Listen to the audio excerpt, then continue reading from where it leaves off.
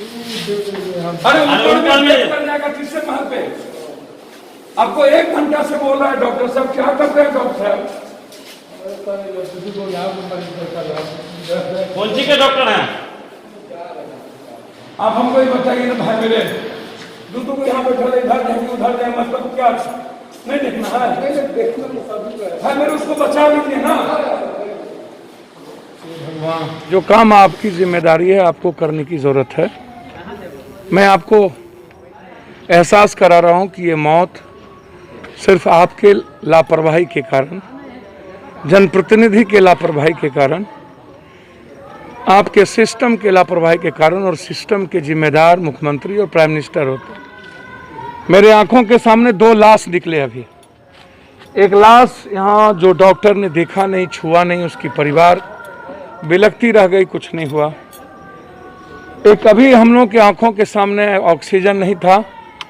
1 घंटा से वो चिल्ला रही थी, कोई डॉक्टर नहीं गया, कोई स्टाफ नहीं, कोई नर्स नहीं। वेंटिलेटर इन्होंने कहा हम 4 हैं, 3 हैं। वेंटिलेटर का रूम बंद था, वेंटिलेटर उसमें है या खराब है। ऑक्सीजन लगभग नहीं के बराबर था। 400 बेड की बात यहाँ के जिला प्रशासन कहती है कि 400 बेड है, जहाँ पर ऑक्सीजन ही नहीं है। 50 भी ऑक्सीजन, 40 भी ऑक्सीजन नहीं हो, सिर्फ 15 से 20 ऑक्सीजन सिलेंडर थे, जिसमें ऑक्सीजन नहीं था। जो ये आवाज़ आ रही है, ये ऑक्सीजन के चलते वो डेथ कर गई। मानव चेन की बात मैं बार बार उठा रहा हूँ। एक पेशेंट के साथ 4 आदमी 5 आदमी साथ में है। बहन, पत्नी, भाई उसको बचाने में लगा हुआ है। वो यहाँ से घर जाएंगे, वो यहाँ से सब्जी मार्केट जाएंगे, खाना लाने जाएंगे। अब बताइए कोरोना आम लोगों तक जाएगा या नहीं जाएगा? या तो कोरोना नहीं है। क्या एक बेटे को, एक माँ को अपने बेटे को छोड़ देगा?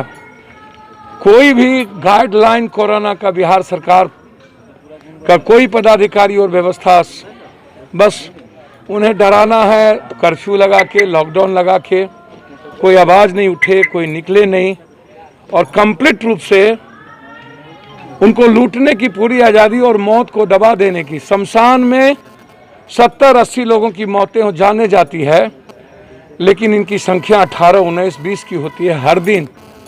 पटना में सैकड़ों, हाजीपुर में 9000 लगभग जो जांच है अभी तक, गलत या सही, 9000 कोविड पेशेंट हैं। और एकमात्र एक यहाँ है सबसे बड़ा सेंटर महुआ, और दूसरा एक सेंटर है राजा पाकर।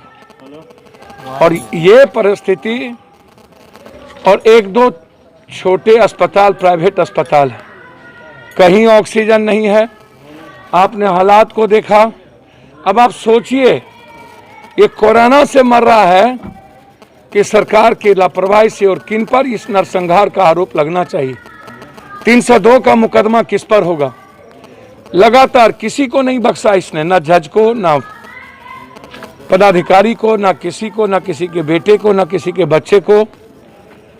अब इन परिस्थितियों में हमें पेन लेने की जरूरत है कि हम कैसे इस वायरस को व्यवस्था और कंप्लीट कोरोना गाइडलाइन के साथ हम फॉलो करके इसको बचा सकते हैं।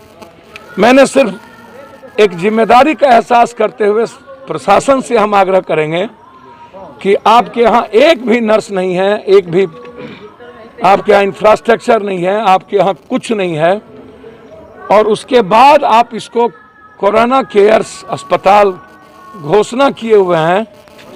इस एम्बुलेंस में एक इनकम टैक्स के पदाधिकारी है, कोई ले जाने वाला नहीं है, वेंटिलेटर नहीं है।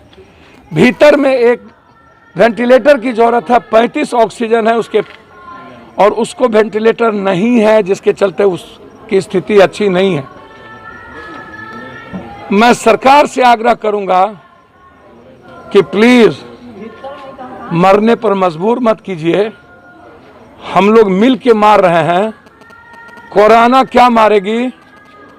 ये आदमखोर जल्लाद जो बैठे हैं, और पटना में रावण और कंस, और अस्पतालों में जल्लाद और ये माफिया और दलालों की और बिचौलियों की जो नेक्सस है, ये लूटने की जो स्थिति है। डॉक्टर्स कोई नहीं, एक डॉक्टर्स थे कोई, उन्होंने कहा मैं यहाँ देखूं कि वहाँ देखूं, किसको देखूं, कहाँ जाऊं, और उन्होंने नहीं गया। 2 घंटे से हालात अच्छे नहीं थे।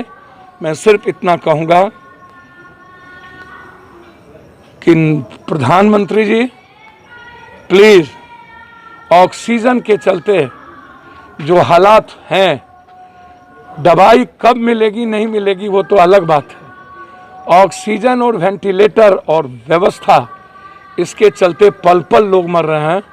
और विशेष तौर पर ऑक्सीजन के चलते व्यक्ति की मौत कंप्लीट रूप से हो रही है। यही मैं कहूँगा। एक माँ है जो निगेटिव उसका रिपोर्ट है, उन्हें भी कोरोना वार्ड में रख दिया गया और कल उन्हें पॉजिटिव कर दिया जाएगा। क्या हालात होंगे उस फैमिली के, उसके बच्चे के, ये आप सोचिए। मैंने हाजीपुर के महुआ की स्थिति दिखाई आपको, आज सुबह बेटा के अस्पताल की स्थिति दिखाई थी, नर्क से बदतर और भूत बंगले। और ये मौत का बंगला है जहां आते आते 3-3 मौत को देखने मिला। आप ही सोचिएगा कि आप अपनी जिंदगी को कहां खड़ा कर दिया।